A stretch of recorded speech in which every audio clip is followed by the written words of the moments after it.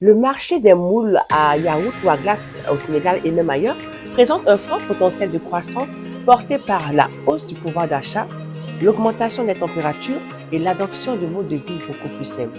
Vous savez, les moules à yaourt ou à glace en silicone en particulier sont de plus en plus populaires en raison de la durabilité, la flexibilité et la facilité d'utilisation. Et je vous avais promis dans cette vidéo que j'allais vous montrer un exemple d'étude de marché.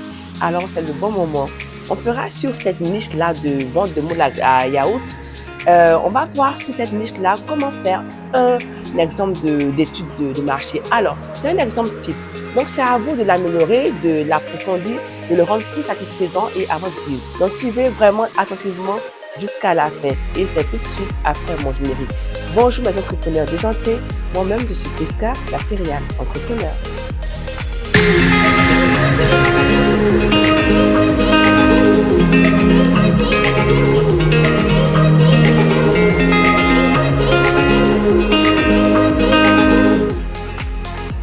Commençons par le premier point qui est l'analyse du marché et je me baserai sur l'exemple du Sénégal pour avoir une étude de marché juste. Alors je vais cibler les ménages, en particulier les familles qui ont des enfants. Pour les facteurs de croissance, il y a la hausse du pouvoir d'achat, l'augmentation des températures parce que oui, il fait de plus en plus chaud, donc les gens sont beaucoup plus axés sur tout ce qui est frais. Il y a aussi l'adoption de modes de vie beaucoup plus sains, notamment des jus faits maison, des yaourts faits maison.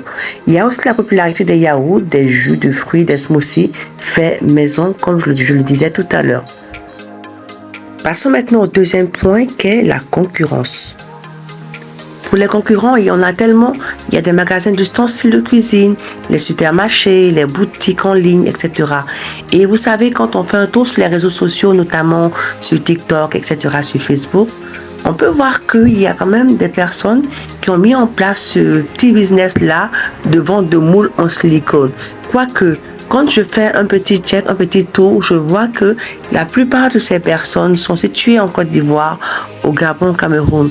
Il n'y a pas forcément dans tous les pays, il y en a peut-être, mais pas suffisamment ou pour l'instant inconnu. Toujours dans la même section, on va voir comment être différent. Et pour être différent, il faudrait par exemple offrir des moules en silicone de haute qualité à des prix compétitifs, proposer des designs aussi originaux et innovants et fournir surtout un excellent service client. Pour vous aider, faites un tour sur les sites en ligne qui proposent ce genre de moules en silicone. Là, vous voyez qu'il y a différentes sortes de moules à plusieurs prix. Il y a différentes formes de design, donc des designs, par exemple, des dessins animés ou encore des petites choses que les enfants aiment bien et qui vont faire la différence avec les autres vendeurs de moules en silicone. Pour le troisième point, nous verrons les tendances et l'environnement. Déjà, il y a l'augmentation de la demande pour les moules à yaourt multifonctionnels. Il y a l'intérêt croissant pour les moules en silicone qui respectent l'environnement et la popularité des recettes de yaourt. Pour le quatrième point, on va évoquer la stratégie marketing. Et là, on va se concentrer sur les familles avec des enfants et les personnes soucieuses de leur santé. Et quant au positionnement, j'aimerais bien me positionner par exemple comme le leader des moules à yaourt en silicone de haute qualité au Sénégal et ça peut être dans votre pays. Donc tout dépend du pays dans lequel vous faites votre étude de marché. Alors n'hésitez pas à partager cette vidéo aux entrepreneurs, surtout likez, commentez et abonnez-vous. Pour la suite, nous parlerons du mix marketing. Déjà, pour le produit, c'est d'offrir une large gamme de moules à yaourt en silicone de différentes formes, tailles et couleurs. Ensuite, pour le prix, c'est de proposer des prix compétitifs tout en maintenant une marge bénéficiaire adéquate. Et la distribution, c'est de vendre ces moules-là en ligne, dans les magasins, dans les supermarchés, etc.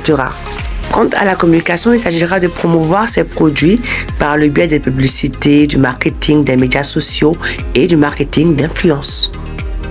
Le dernier point qu'on va examiner aujourd'hui, c'est la planification financière.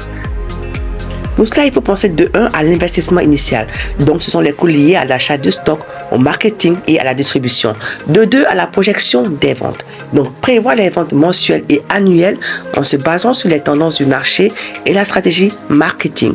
De 3, penser au point de rentabilité. Donc, il faut déterminer le nombre de moules qui doivent être vendus pour couvrir les coûts et commencer à générer des bénéfices.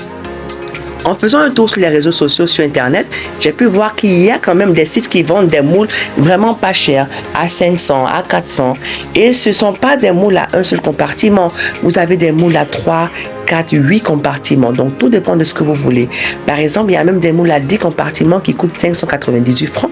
Donc, ce qui veut dire que ça peut vous être beaucoup avantageux de pouvoir acheter et revendre ça. D'autant plus qu'il y a certains qui revendent ça quand même à des prix assez intéressants où elles peuvent s'en sortir non seulement, mais aussi des prix intéressants pour l'acheteur. Vous avez aussi la possibilité d'avoir des moules de différentes formes. Hein. On peut voir des coquillages, des personnages de dessins animés. Et tous ces moules-là sont vraiment abordables, flexibles. Et aussi, bien sûr, ça dépendra aussi des compartiments. Il y aura des prix qui seront un peu plus élevés que d'autres, pourtant ayant moins de compartiments que d'autres. Mais ça dépend de la structure, etc. Donc, à vous de faire un check pour voir ce qui serait plus intéressant et qui va vous différencier de la concurrence. Alors, pour que ce soit plus intéressant pour vous, si vous souhaitez vendre, c'est d'acheter sur les sites qui vendent en gros. Alors, AliExpress, c'est vrai, ils ont de bons prix, mais je ne vous conseille pas cela si vous souhaitez vraiment démarrer en gros en même temps dans la vente de moules. Regardez, j'ai fait un saut sur Alibaba. Et là, pour le même moule, on peut avoir beaucoup moins cher. Par exemple, ce moule qui coûte 0,79 $, on demande 100 articles. C'est le minimum de la commande. Et ça va vous revenir à 79 $, les 100 articles qui reviennent à 48 190. Ne vous fiez pas au shipping qui est marqué juste en bas parce qu'il est possible d'avoir un transporteur, un transitaire qui vous fera venir vos articles pour moins cher. Et j'ai déjà parlé de cela dans cette vidéo qui va s'afficher en haut, dont le lien s'affiche juste en haut là. Alors, donc avec Alibaba, par exemple, vous allez pouvoir avoir vos articles beaucoup moins chers et assez intéressants quand même, et sous 15 jours par fret aérien ou sous 60 jours par fret maritime. Merci beaucoup d'avoir suivi cette vidéo. Si elle vous a été utile, alors dites-le moi en commentaire. Et sur ce, je vous souhaite bonne réflexion et à bientôt pour de nouvelles idées, nouvelles astuces et nouveaux business.